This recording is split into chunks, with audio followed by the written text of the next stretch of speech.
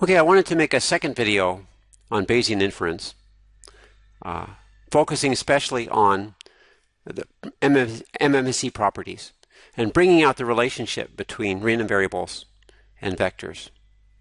I think the linear algebra understanding of random variables is very beautiful and deep way and gives a lot of insight into how random variables work. All right.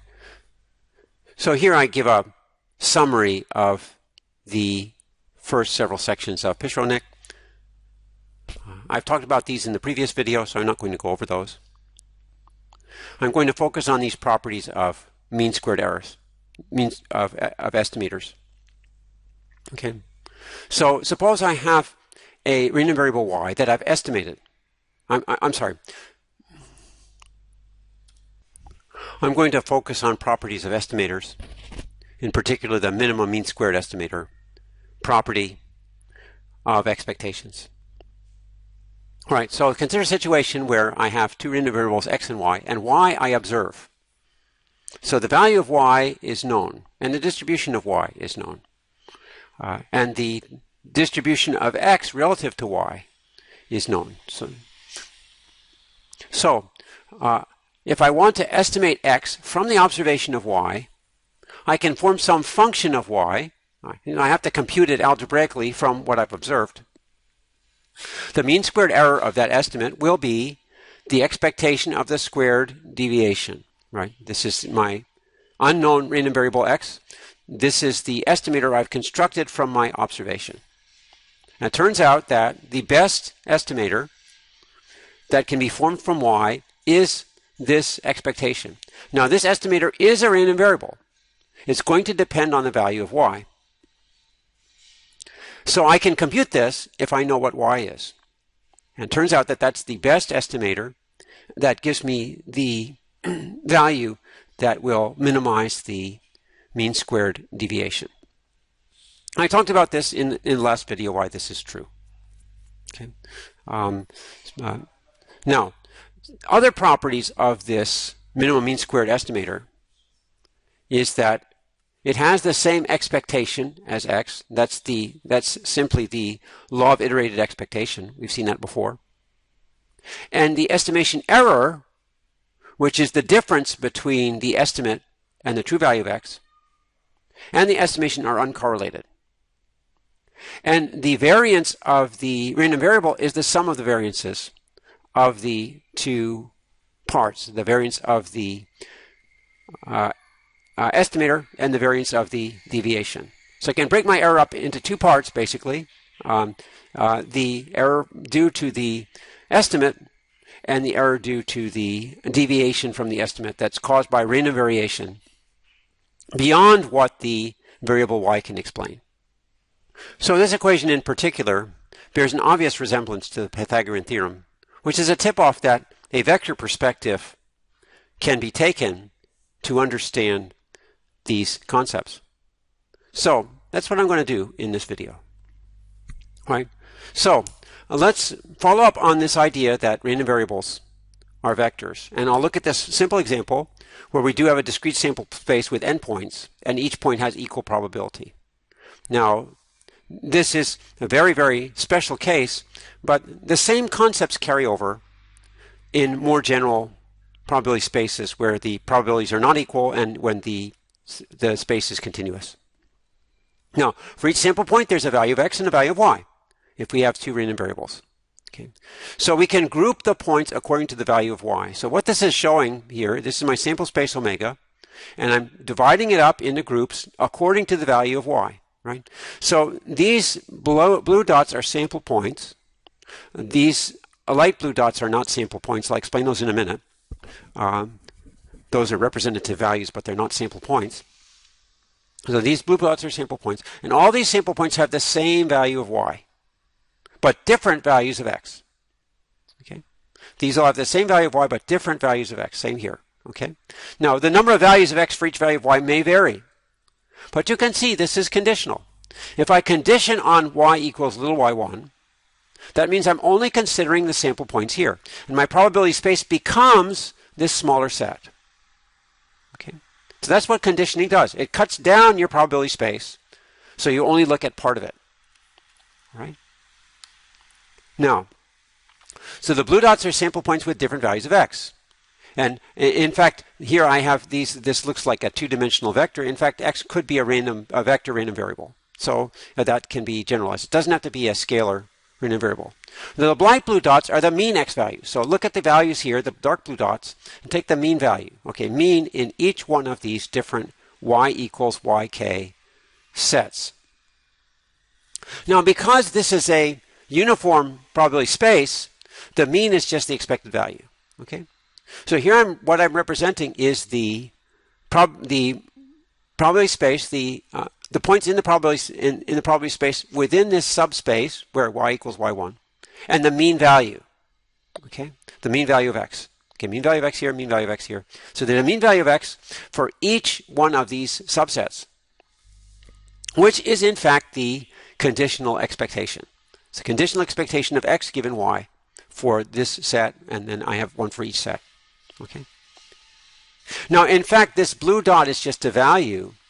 The expectation of x given y should be considered as a function on the sample points.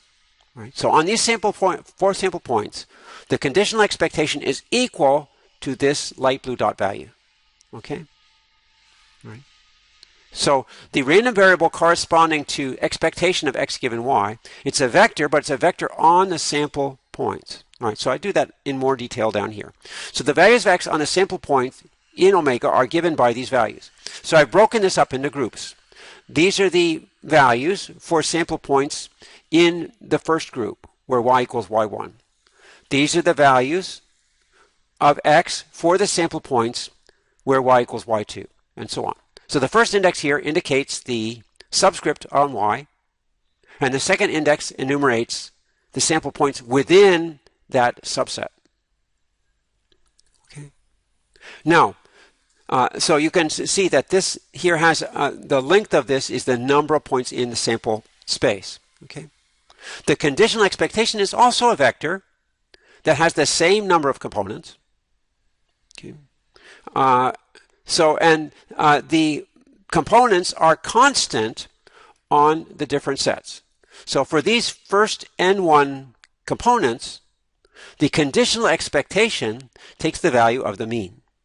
Okay. For these second n2 components, the value of the expectation is constant. Okay. So like showing here, this light blue dot is the value which is constant on each set. Okay. Now if I take the difference, I get, if I take the difference of these two, I get this vector here, right? And then notice that on each subset, for instance, if I just take the first n1 values here, because x1 bar is the mean of these values, the sum of these values is 0. Okay? Because if I sum x11 plus x12 plus blah, blah, blah, plus x1n, I get n1 times the mean.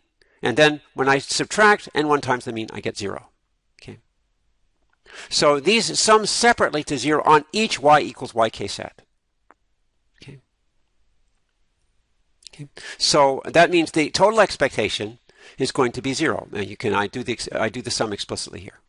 Okay. All right. And by the linearity of expectation, that shows the expectation of x is equal to the expectation of x given y. All right. Basically, expectation of x given y is averaging out by subsets. Okay, it's doing kind of averaging in smaller groups. Okay, it's kind of taking a coarser view of the sample space. In fact, we could think of these subsets as points in a different sample space. Okay. This is kind of reminiscent of cosets in abstract algebra. It's a similar sort of concept. Okay. Okay. So in particular, if we have any vector of this form, which is constant on each one of those subsets. So here I have G1, G1, G1, G1. So that means that this vector is constant components on the set y equals y1. Constant components on the set y equals y2. Now what does this represent?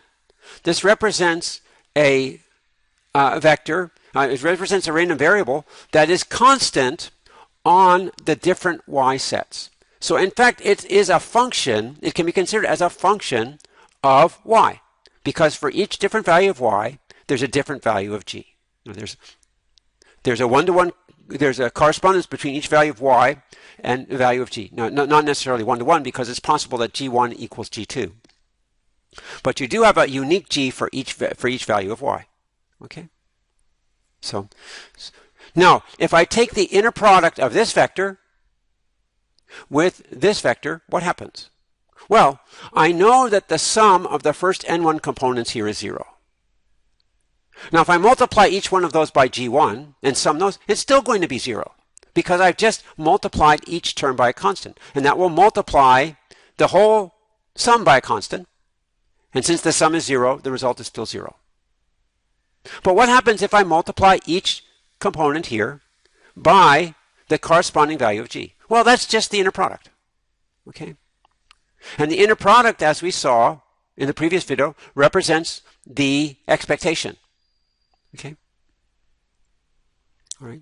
And in fact, in this particular case, if I simply multiply by 1 over n, which is the probability of each point in the sample space, then 1 over n times this inner product is in fact the expected value of the product of this random variable and this random variable.